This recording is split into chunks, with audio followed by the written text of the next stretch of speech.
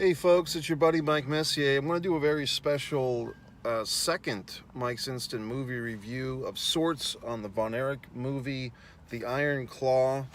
I have seen the film once and I did my first review. I left some things out and there was a good response from the first review. A lot of people agreed with what I said, some people didn't. But there was a few things that I forgot to mention in my first review of The Iron Claw, and I feel that I want to mention them. So first off, the guy that played David, I thought looked the part. There's been so much talk about how, the guy playing Kerry Von Erich, I believe his name is Jeremy Allen White. I haven't seen him before. It appears that he has a pretty good career going for himself. I've never seen Jeremy Allen White. I think he had a decent enough face for Kerry, but he was probably smaller than I even thought. He was probably in real life 5'8", maybe 160 pounds.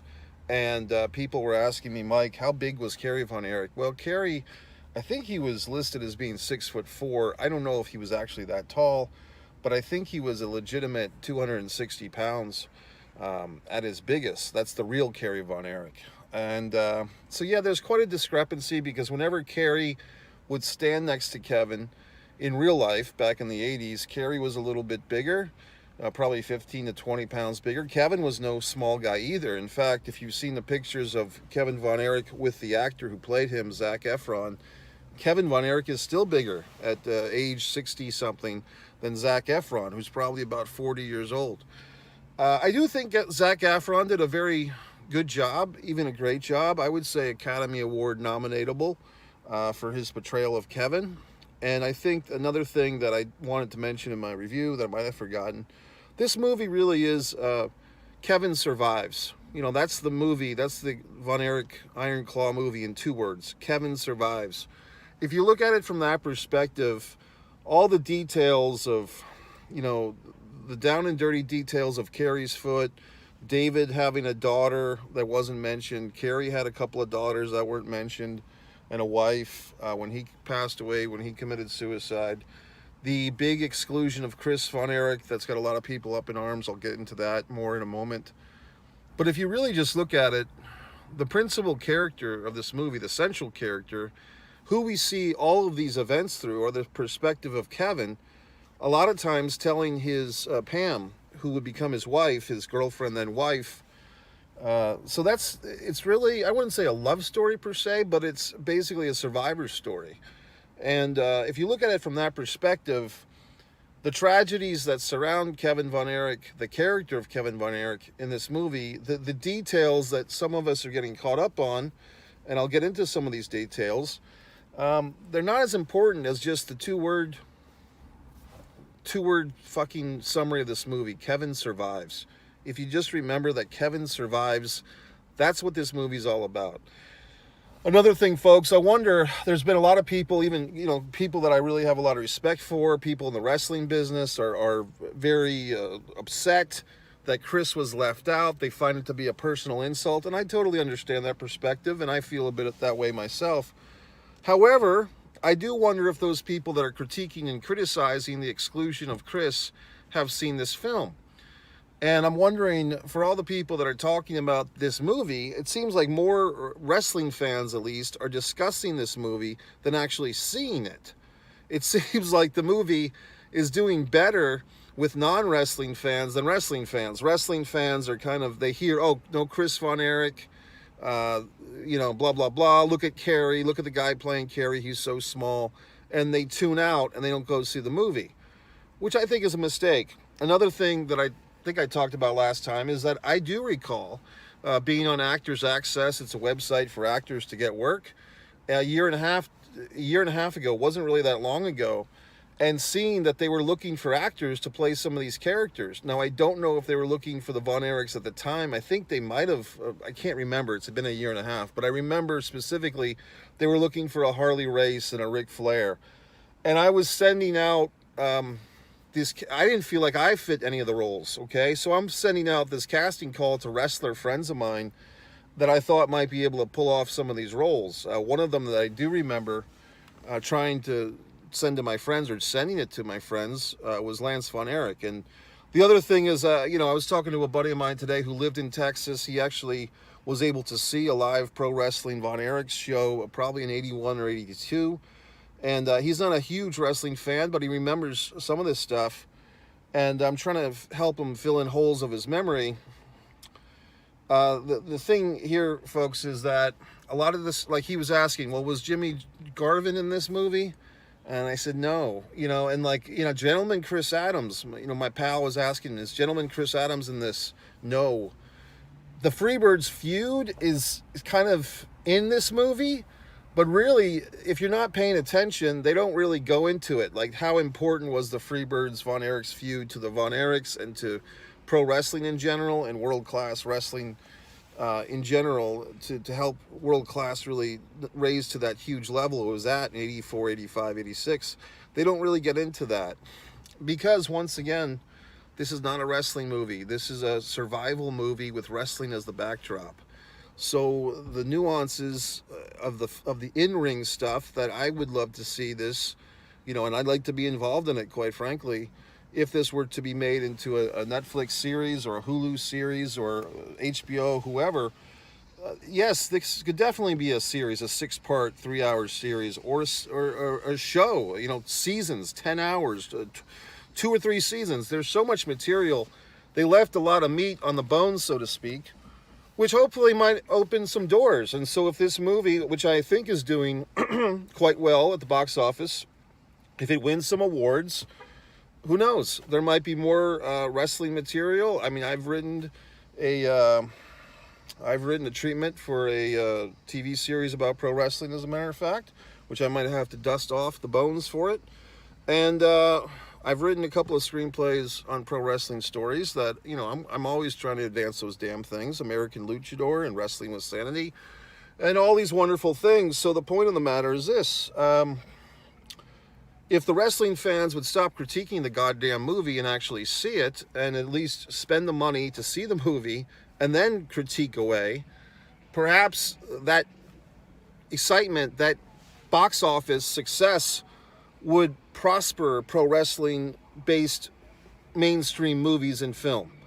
Now, do pro wrestling fans think, you know, 2 + 2 = 4? Often they don't. So, I mean, you know, you would think that goddamn wrestling fans would support a pro wrestling movie that is of this high quality, whether there's some mistakes made or the Ric Flair guy is a goofball or whatever. Still support the movie if you want to see more wrestling-based mainstream material. Now, maybe you don't. You know, maybe you're quite happy with the Vince McMahon documentaries on the fucking Peacock or whatever the fuck, and you want to live in that wrestling bubble. And so forth, and go right ahead. But as far as I'm concerned, I think that this Iron Claw movie is a success. It's an artistic success, and I'm, you know, paid my money to help contribute to make it a financial success. Why do people park next to me? I don't understand it. There's so many parking spots available, and people just see me and they're like, I want to park next to this guy. Why? Go somewhere else. But in any event, I think that the wrestling fans should support the Iron Claw. Go see it. I do want to say some other things. The guy that played Fritz, I forgot to mention him in my first review. I thought Fritz, the actor, I can't remember the name, I thought he was great. I am going to see this movie again on the big screen. The first time I saw it at a Regal Cinema, the next time I'll probably see it at AMC or Cinemark. No offense to Regal, but around these parts, the AMC and the Regal sound and screen are better. I do like the fact that I saw it at Regal initially, because it kind of, with that degraded quality of picture and sound, it kind of felt like I was more in the 80s, you know, when this thing took place. Let's talk about the Chris thing while we're at it. You know, there's so many people that are shitting, wrestling fans, I should say. Well, how can you make the goddamn movie without Chris? Well, assholes, I'll explain.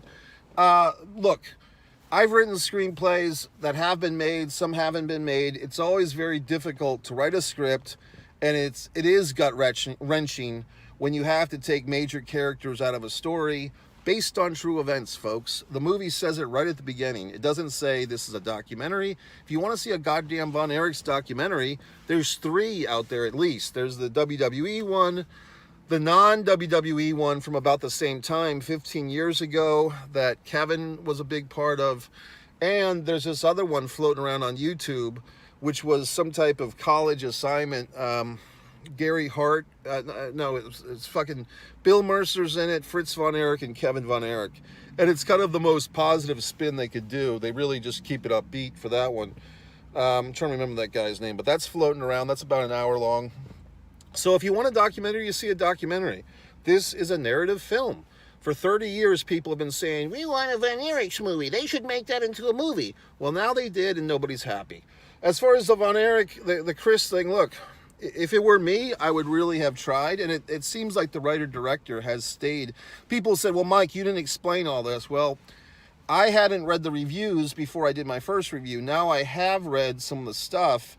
The writer-director basically says he had a draft of this script that he had for 5 years that had Chris in it, but as they were getting further along in the process, he really felt like the Chris character and the eventual suicide of Chris would weigh the movie down and be too much to handle. And if you see the movie that exists now with basically the 4 deaths, Jack, David, Carrie, and Mike, yeah, I can see his point, because they handle each death with a lot of dignity and a lot of respect. There's some afterlife stuff with the Von Erich brothers being reunited in the afterlife. A scene that was, I think, really difficult to pull that off without it being cheesy, but they did. So I think that I just have to step back as one writer to another, and obviously this guy is more successful than I am. You don't need to remind me of fucking that.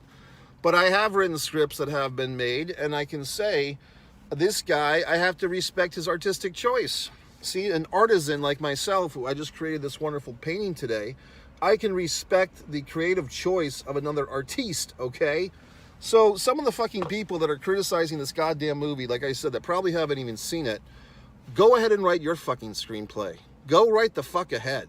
Because I'd like to see you assholes get past page 1. First of all, most of the fucks that would think they could write a screenplay, they wouldn't get Final Draft screenwriting program. They'd probably just get a Microsoft Word and typing some goddamn gibberish. They'd have all their tenses fucked up. They wouldn't know what the fuck they were doing. And they would quit after about a day, okay? So that's what the reality is. Most people don't have the goddamn talent, patience. They won't get a bunch of screenwriting books. They won't take classes like I did. They won't respect the craft of screenwriting. Instead, they'll just go see somebody else's movie and bitch about it. Well, I'll bitch about other people's movies, but at least I'll be fucking intelligent enough to say, hey, I couldn't have made that movie, or I can respect this movie, or whatever the fuck. But if you haven't actually done something, it's quite easy to sit on the goddamn sidelines now, isn't it, and criticize people that actually have done it or have tried to do it. So I'm coming at things, gentlemen, from a person who tries to work as much as I can in the film industry as an actor, acting coach, creator of film festivals, maker of worlds, my goddamn self. So I just don't, it just frustrates me when relatively intelligent people criticize the Iron Claw without having seen it and thinking that they could have done better. And that's another gist of this, what I'm getting at. I think a lot of people, especially the wrestlers or the wrestling fans or the wrestling podcasters, whoever the fucks that post on Facebook criticizing this movie, a lot of them, I believe, quite frankly, wish they were involved in the fucking movie. They are either having that V8 moment, wishing that they had sent in their audition tapes or something for this movie when they were doing the casting call, or they wish that they had the resources or had put the time in to write the script or to somehow be involved, and they didn't. So now they're upset. So now they're bitching. That's how I feel. I just feel that a lot of people critiquing this movie wish they were involved. Maybe they don't wish that they played Kevin or Carrie Von Erich themselves, but they wish that they had something to do with it, because now the train has taken off without them. And hey, like I said, you know, if there was a part that I felt that I was qualified for, I knew about this movie casting. I don't think I could have played Harley Race. That probably would have been the closest if they had a call for Dusty Rhodes or something like that, maybe, or a young Bronco Lubick. But in any event, I'm just happy that the goddamn movie's been made. I think we should all be fucking rejoicing. Yes, it's sad that Chris is not in the goddamn movie. Well, get over it. What the fuck? You know, he'll be in the goddamn series or whatever the fuck. So that's it. I wanted to come at you with these further thoughts. I don't want to forget any goddamn thing. I think the guy that played Harley Race did really well. The guy that played Fritz did really well. There's these fucking videos like on WatchMojo.com. It had a headline, 10 times the Von Erich movie lied to your face, or 10 times the Iron Claw lied to you to your face. Sorry, folks. Goddamn WatchMojo assholes don't know about professional wrestling like I do. So I'm not going to go and sit there and watch their goddamn video explaining to me what the fucking Von Erich Iron Claw movie is lying to me. And I wrote, I didn't even watch their goddamn video, but I wrote a comment. I guess the idiots behind this video don't know what based on true events means. It means based on true events, not true events to 100% fucking fact. So all these goddamn people that are coming out of the woodwork trying to educate me about this fucking Von Erich tragedies, I know the goddamn story, okay? So there you fucking have it, folks.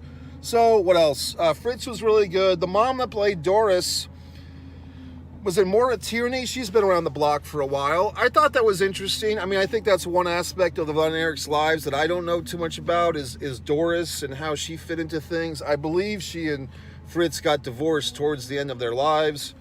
You know, what can you say? I mean, I do know that in the movie, and I think I said this, I did say this in my first review, Doris is shown watching Kerry beat Flair at home on television. As far as I know, that show, the first ever David Von Erich Parade of Champions, was not broadcast live in Texas, as far as I know.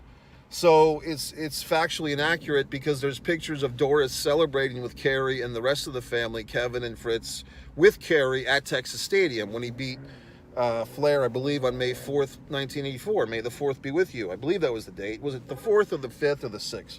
But in any event, I'm trying to think what else. Like I said, the first time, the fact that they didn't show this kid, the guy playing Kerry, beating Flair was interesting. The guy playing Flair, yes, somebody felt the need to like videotape that illegally, by the way, videotaping the Flair performance in the movie theater on their phone and posting that on Twitter and trying to say what a crock of shit it was. I found out that, who's that pothead comedian? Jim Brewer actually did a really weird Ric Flair impersonation with Will Ferrell and Chris Farley on Saturday Night Live. If you look that up, maybe I'll put that goddamn link in the comments because I taped that little segment. But they had this weird thing where Ric Flair, I think they just used the name Ric Flair as a goof, but Jim Brewer is playing Ric Flair. It was god-awful too. I mean, woo! You know, Ric Flair, I could do my Ric Flair impersonation. I'm not going to bother right now, but I mean, Ric Flair's, it's not that difficult to impersonate Ric Flair. I think what this asshole was trying to do, the guy in the movie, he was trying, like, there was specific Ric Flair in Texas promos that it looks like he was trying to emulate.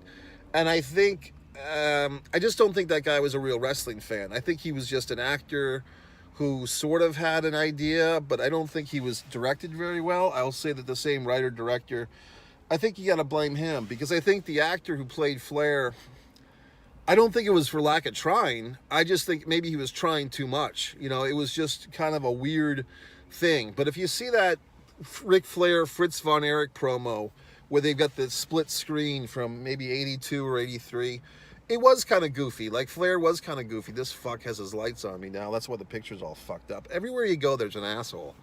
In any event, I still like the movie. I'm trying to think. I'm trying to remember all the shit that I forgot.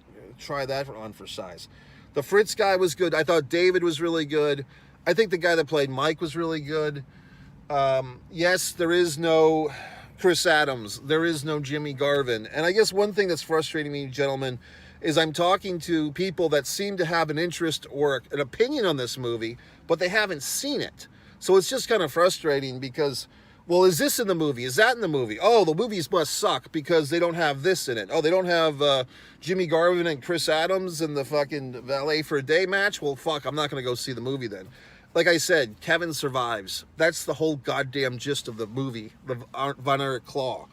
So if you look at it from that perspective, if you go see it again, a second time, I think there's probably even streaming services that have it by now.